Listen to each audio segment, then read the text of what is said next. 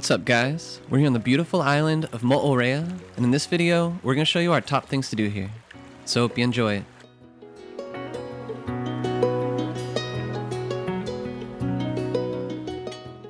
Moorea is located in the Society Islands of French Polynesia. Its proximity to the main island of Tahiti makes it incredibly easy to access. A scenic ferry ride from Tahiti's capital of Papeete takes only 30 to 45 minutes. The island spans about 134 square kilometers, or 52 square miles, and boasts a unique geography. Its heart-shaped silhouette is defined by 8 jagged volcanic peaks and 2 spectacular inlets on its northern coast. This lush landscape, coupled with its crystal-clear lagoon and vibrant marine life, makes Moorea a true paradise. In this video, we highlight 10 of the best things to do here.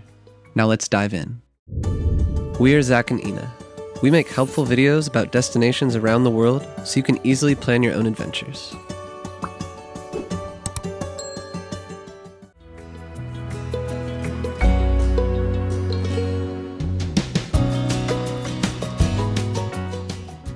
One of the best ways to experience Moorea is by driving the one road that circles the entire island, covering around 70 kilometers or 44 miles. The most scenic area is the north, since this is where the jagged volcanic peaks frame the striking Cook's Bay, as well as the picturesque Opunohu Bay.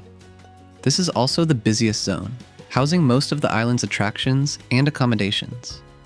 Don't miss the Paupau panorama for some great waterfront views, as well as Toatea Lookout for an elevated perspective of Temae Beach and Tahiti in the distance. Moorea is larger than it appears, and the spread out attractions and hills make it difficult to rely on bicycles. Thus, we recommend renting a car for your whole trip here.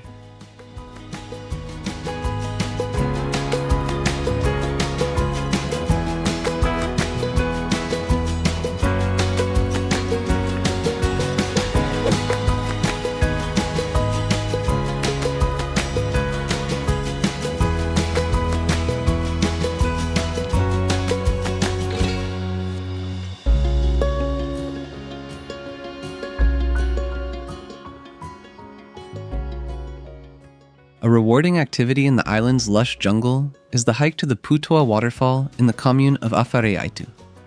In order to reach the falls, you should first park at the school's sports field, since there's a big area there. Then, take a short walk up the road until you reach the split. You'll likely be greeted by the property owner, who will charge a small fee in cash to enter the jungle area.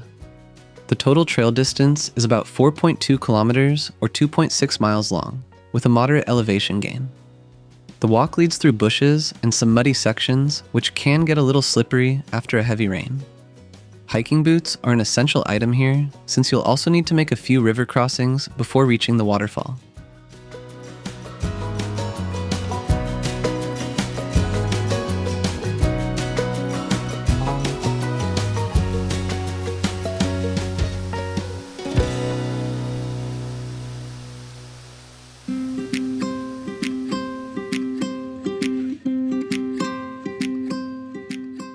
French Polynesia is famous for its incredibly fresh fish and abundant tropical fruits, so you can't leave the island without trying its local cuisine. Poisson cru was one of our favorite dishes, which is raw tuna marinated in lime juice. This is then mixed with diced vegetables and finished with creamy coconut milk. We enjoyed a delicious version at the popular Snack Mahana, a waterfront spot where we watched stingrays glide by as we ate. Beyond sit-down restaurants, French Polynesia is also known for its food truck culture. To find a cluster of food trucks on Moorea specifically, head to the large waterfront lot across from the Champion supermarket. They offer a variety of fast food options.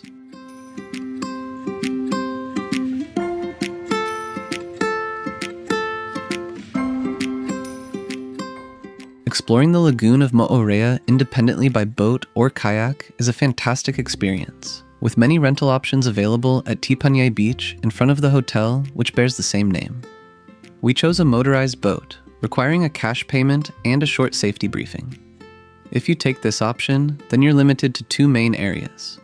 The closest is the Shark and Stingray Sanctuary, just a 5-minute boat ride away.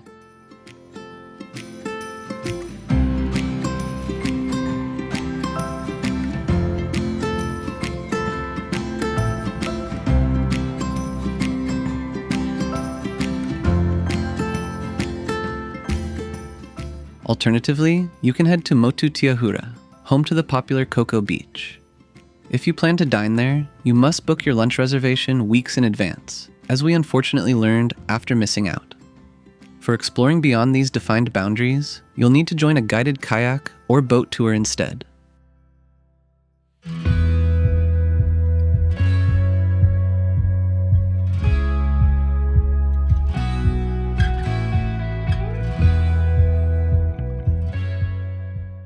A popular nature activity is the hike up Magic Mountain. To begin the trail, head to the small huts next to the recreation center, where you can pay the mandatory entry fee of 200 Polynesian francs per person. The hike itself is approximately 3.2 kilometers or 2 miles round trip, with 182 meters or 600 feet of elevation gain. It takes most people about 1.5 hours to complete on foot.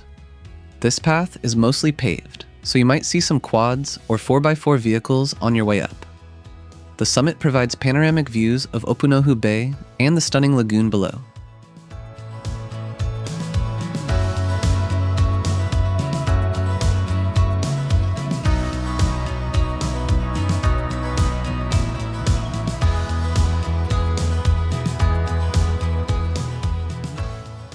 For the best lighting, we recommend doing this hike around noon, but be aware that it does get very hot, so bring enough water with you.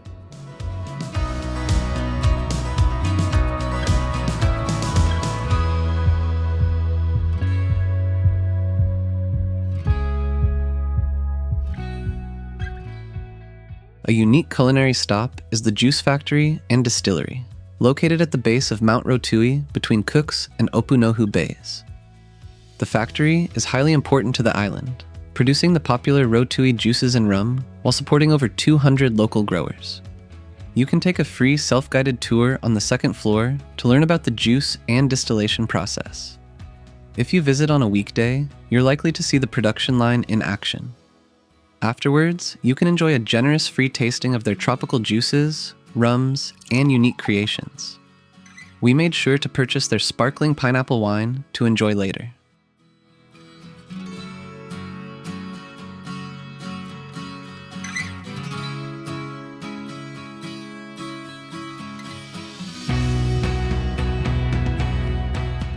The Belvedere Lookout is one of the most accessible highlights on the island, since you can drive directly to it.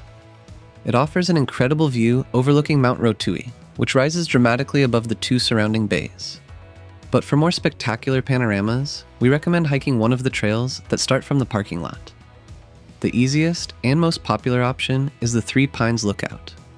This hike is 3 kilometers or 1.8 miles round trip, with 147 meters or 482 feet of elevation gain, and you should budget about 1.5 hours to complete it. The well-maintained path leads through tropical vegetation to an amazing 360 view.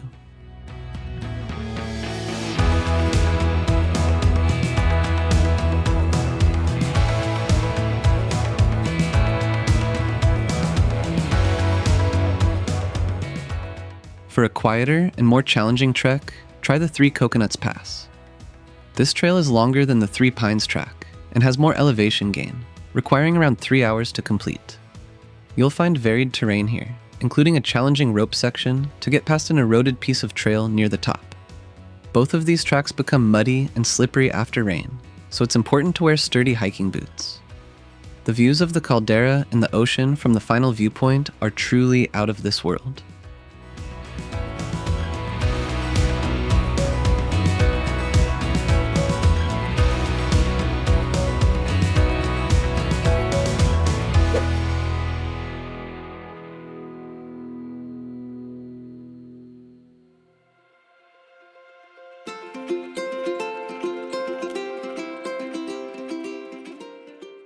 Tahiti Manu is one of Moorea's few public beaches, enjoying a local and laid-back atmosphere. The stretch of beach offers fantastic lagoon access right off the shore, which is teeming with corals and tropical fish. It's also a prime spot for sea turtles that frequently visit the area. When snorkeling just off the beach, we also spotted stingrays gliding through the shallow waters. Beyond the excellent marine life, Tahiti Manu is a perfect location to watch a sunset over the ocean.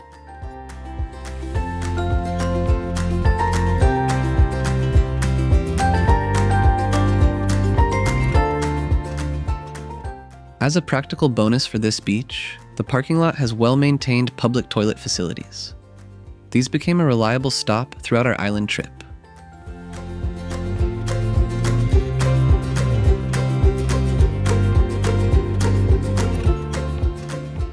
Temae Beach is situated on the eastern side of the island, near the airport. This is the largest public beach on Moorea and boasts some of the clearest blue waters, making it our personal favorite. There's lots of places to snorkel on the island, including this beach here, but just make sure you bring your own equipment because once you get to the beaches, there's not really anywhere to rent it from. Once you enter the water, you'll have the opportunity to spot eagle rays, stingrays, lots of colorful fish, and even blacktip reef sharks. Just be mindful of the strong current here. We recommend starting your snorkel adventure near the middle of the beach. Then let the flow gently guide you towards the nearby resort where the overwater bungalows are. Just before you reach the resort zone, simply exit the water and walk back along the beach.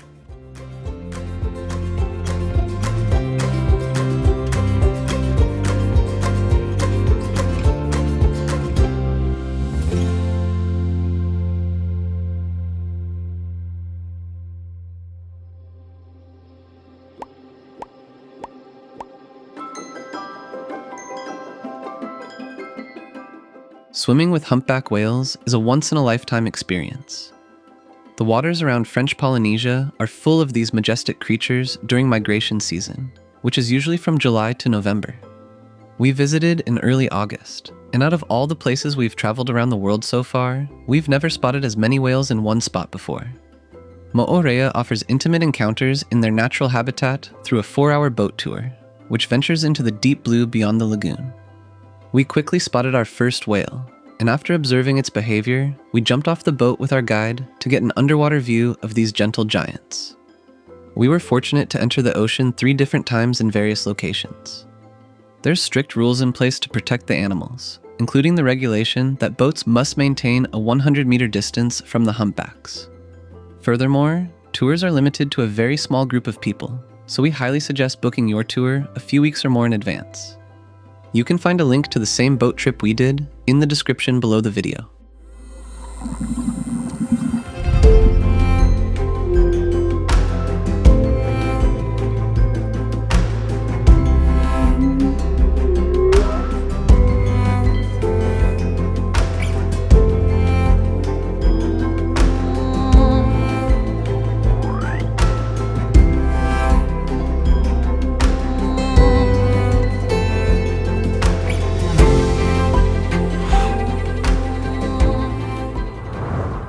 Thanks for watching, and we hope you enjoyed it. You can find many more tips for exploring the Society Islands in our full travel guide video for French Polynesia. We also included all the important links you'll need for your own Moorea trip in the description below the video. This includes tours, hiking trails, best accommodations, and the place that we stayed at. We'll catch you on the next adventure.